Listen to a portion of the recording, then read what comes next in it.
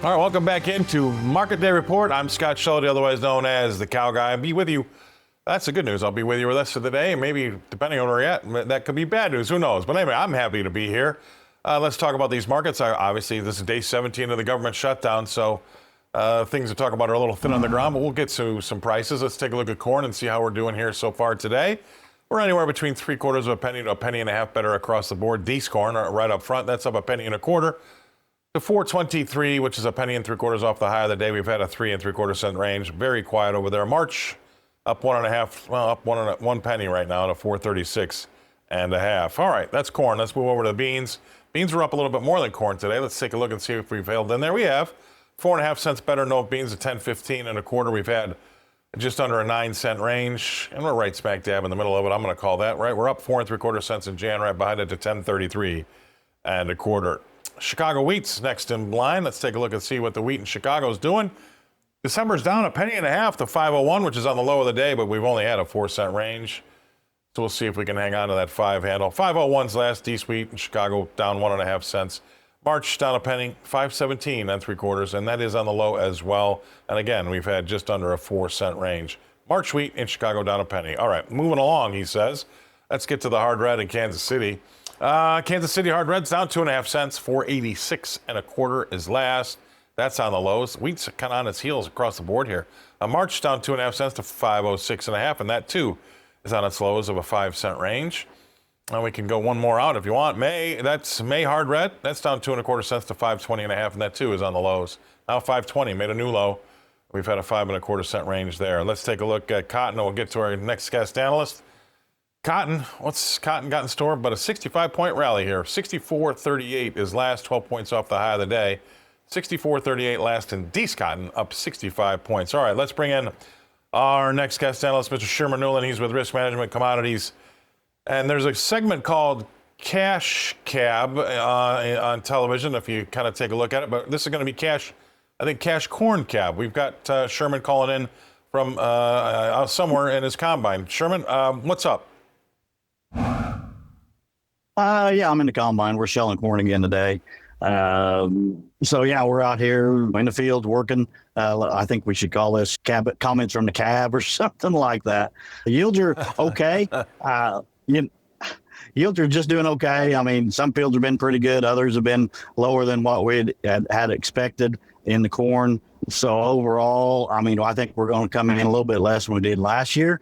You know, earlier on, I thought we were going to maybe beat last year's yield, but that's not going to happen. And I take it back to too much rain in June and July, and then too little rain in August, or no rain in August and September, bringing the yields back down some. So that kind of leads to the fact, you know, can the national yield come down? I think it can. I think it could probably be lower than some are anticipating, because it's just hard to get a, you know, higher yield every year. And every year the USDA puts us at a higher trend or higher yield. And that's just tough to accomplish no matter what you do. Is this going straight to the elevator, or are you going to store it?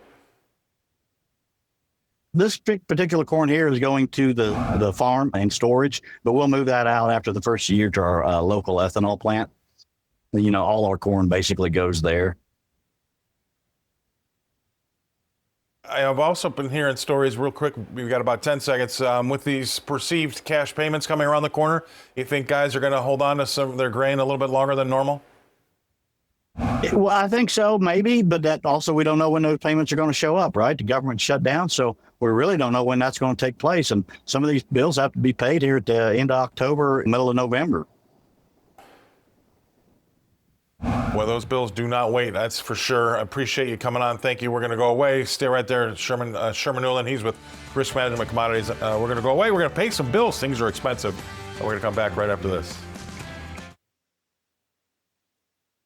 All right, welcome back to Market Day Reports, our time when we do our four-legged friends, right? Let's take a look and see what we've got happening in the cattle market. And we had some Trump's trying to get these cattle prices lower. He has. He's jawboned them lower here today, that's for sure. October's down $3.35 in the live cattle market. 240.60s last, a dime off the low of the day there. And we've had around about a $3 range. Dees is down $5.30 to 242.57. That's on the low of the day. If we go all the way out to the loss leader, that's June. 685 lower there to 236.90, which is only a tick off the low of the day. And we've had the best part of a $4 range in June live cattle. All right, what's going on in the feeders? I bet you can guess. We're going to be lower, and here we go. It looks like we're limit lower across the board, except for the front month. They're on the lows of the day, so that's going to be a limit down. 371.70 in Nove. Jan's down 369.30. March is down to 367.45. And April also down to 367.25. All limit lower, $9.25 lower in feeders across the board. Let's take a look and see what lean hogs got for us. We'll get back to Mr. Sherman Newlin. Lean hogs quietly weathering the storm here, not doing anything. We're just down 22 cents in December to 82.37.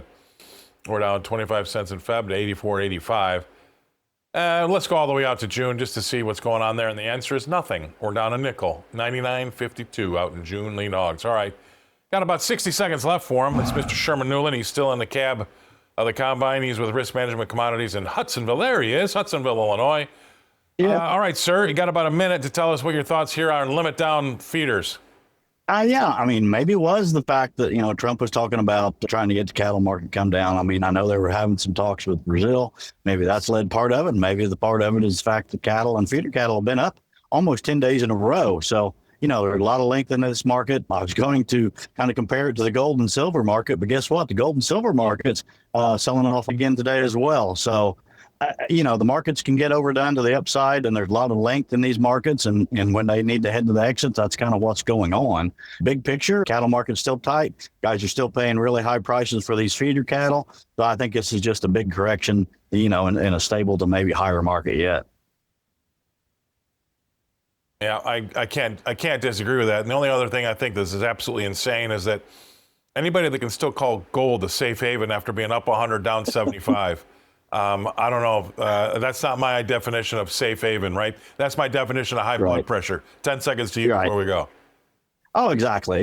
Whether the markets are moving, I mean, I've never seen, necessarily a $3 move in silver and then $1.50 and $2 move back lower. Same way with the cattle. Crazy times right now.